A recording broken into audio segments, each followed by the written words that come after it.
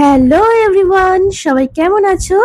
আজকে আমি চলে এসেছি তোমাদের সামনে নতুন একটা ভ্রমণের অভিজ্ঞতা নিয়ে। তাহলে কোথায় গেছিলাম, কিরকম ঘুরলাম, সমস্তই তোমাদের সাথে শেয়ার করব। আমরা ফ্যামিলির সবাই মিলে ঠিক করলাম যে দীঘা যাব। অনেকদিন থেকেই আমরা প্ল্যান করছিলাম সবাই মিলে একসাথে কোথাও একটা যাব। আর জানো তো, ফ্যামিলির সবাই মিলে একসাথে যেতে খুব ভালো লাগে। প্রথম প্রথম আমরা দুজনে মিলে প্রচুর একসাথে ঘুরেছি, কিন্তু এখন মনে হয় সবাই মিলে গেলে যেন ট্রিপটা আরো বেশি সুন্দর হয়। তো সবার তো সবসময় সময় হয়ে ওঠে না, তাই এই ট্রিপটাতে আমরা সবাই একসাথে বেরিয়ে পড়লাম।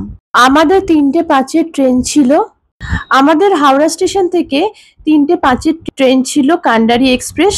এসি চেয়ার কারের বুকিং ছিল। আমরা অনেকদিন থেকেই ভাবছিলাম দীঘার জগন্নাথ মন্দির দর্শন করব, সেই ইচ্ছাটা আজ পূর্ণ হয়ে গেল। আমরা সপরিবারে চলে এলাম দীঘাতে জগন্নাথ মন্দির দর্শনে। আর ওই দেখো, স্টেশন থেকে সন্ধেবেলা মন্দিরটা দেখা যাচ্ছে অনেকটাই। দেখে মনের ইচ্ছাটা যেন আরো দ্বিগুণ হয়ে উঠলো। বন্ধুরা, তোমাদের তো দেখালাম যে আমরা দীঘা আসছি। দীঘাতে এসে আমরা আমাদের রুমে এসে গেছি। এই হচ্ছে আমাদের রুম। চলো রুমটা তোমাদের ভালোভাবে দেখিয়ে দিই। এই হচ্ছে রুমের দরজা। যদি দরজার দিক থেকে ঢুকি, এটা হচ্ছে, এখানে একটা আলমারি আছে, এটা হচ্ছে বেড, এসি আছে, এখানে একটা ড্রেসিং টেবিল, আর এটা হচ্ছে বাথরুমে গিজারের ব্যবস্থাও ছিল। মোটামুটি ভালো, খুব কম ভাড়ার মধ্যে পরিষ্কার পরিচ্ছন্ন সমস্ত ব্যবস্থাযুক্ত একটা রুম, বেশ ভালোই ছিল। আর এখানে একটা হচ্ছে ব্যালকানিটাও বেশ ভালো, জামা কাপড় মেলার ব্যবস্থা আছে। আর দূরে ঝাউবন দেখা যাচ্ছে দীঘার, আর ঝাউবনের ওপরে সমুদ্র। এটা একটা হলিডে হোম ছিল, সেই জন্য ভাড়াটা একটু কম ছিল। তাহলে চলো বন্ধুরা, আমরা এখন সি বিচে যাবো। সি বিচ থেকে ঘুরে এসে তারপর তোমাদের সাথে দেখা হচ্ছে। দেখতে থাকো, সঙ্গে থাকো।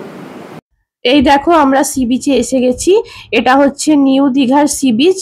আর যেহেতু এখানে নামা যায় না, চারিদিকে বোল্ডার দেয়া, আর জোয়ারও চলছিল, সেই জন্য সি বিচে সেরকম ভাবে আমরা কেউ নামিনি, সামনেটা গিয়েছিলাম। আর সি বিচের সামনে যে মেলাটা বসে সেটা আমরা ঘুরছিলাম। আর সমুদ্রটা অন্ধকার ছিল বলে ভিডিওতে আসছে, তবুও তোমাদের দেখাবার চেষ্টা করছি। ওই দেখো দূরে সমুদ্রটা। আর যেহেতু আমাদের বিকালে ট্রেন ছিল, সেই জন্য আস্তে আস্তে এখানে অনেকটাই রাত হয়ে গেছিল। হোটেলে চেক ইন করে তারপরে সি বিচে আস্তে আস্তে প্রায় 9টার মতো বেজে গেছিল। প্রচুর খিদেও পেয়ে গেছিল, তাই আমরা মেলাটা খুব অল্প ঘুরে প্রথমে ভাবলাম যে খেয়ে নিই। তাই যেখানে হোটেলগুলো আছে আমরা হেঁটে হেঁটে সেই দিকটা যেতে শুরু করলাম, যে আগে কিছু খেয়ে নেওয়া যাক। তাহলে চলো বন্ধুরা, আগে কিছু খেয়ে নিই। আর কি খেলাম তোমাদের সাথে চলো শেয়ার করি। সমুদ্রের ধারে মনটা এসে একটু খারাপই হয়ে গেছিল, তার কারণ একদমই হাওয়া দিচ্ছিল না, প্রচন্ড গুমোট হয়েছিল। আর অন্ধকারে এসে সমুদ্রটাকে সেরকম ভাবে উপভোগ করাও যাচ্ছিল না। কিন্তু যেহেতু মেলাগুলো ছিল, চারিদিকে আলো ছিল, সেই জন্য বেশ ভালো লাগছিল। আর এই দেখো, একটা হোটেল দেখে আমরা ঢুকে পড়েছি। আমরা একটা করে ভেজ থালি 3জনে মিলে অর্ডার দিয়ে দিয়েছিলাম। আর আমার হাজবেন্ড, শ্বশুর শাশুড়ি, ওনারা রুটি আর তড়কা অর্ডার দিয়েছিলেন। আমাদের থালির মধ্যে যা আইটেমগুলো আসে সেগুলো দিয়েছিল। এছাড়া আলাদা করে আমি আর আমার বোন মাছ অর্ডার করেছিলাম। আমার মা ভেজ খেয়েছিল, আর আমার হাজবেন্ড, শ্বশুর শাশুড়ি তড়কা রুটি খেয়েছিল। খাওয়া দাওয়া করে আমরা হোটেলে ফিরে এলাম। তখন প্রায় 10:30টার মতো হবে। বন্ধুরা, আমরা রুমে এসে গেছি। আমরা এসে পৌঁছেছি তখন প্রায় 7:30-8টার মতো। তারপর আমরা সি বিচে একটুখানি গেলাম। সেখানে সেরকম কোনো হাওয়া নেই, ভাটা চলছিল। আর সেখানের দোকানগুলো একটুখানি ঘুরে তারপর আমাদের খুব খিদে পেয়ে গেছিলো। তারপর একটা জায়গা থেকে আমরা ভাত, রুটি এসব খেয়ে নিলাম। তারপরে আমরা জলের বোতল আর কিছু দরকারি জিনিসপত্র কিনে আমরা আমাদের রুমে চলে এলাম।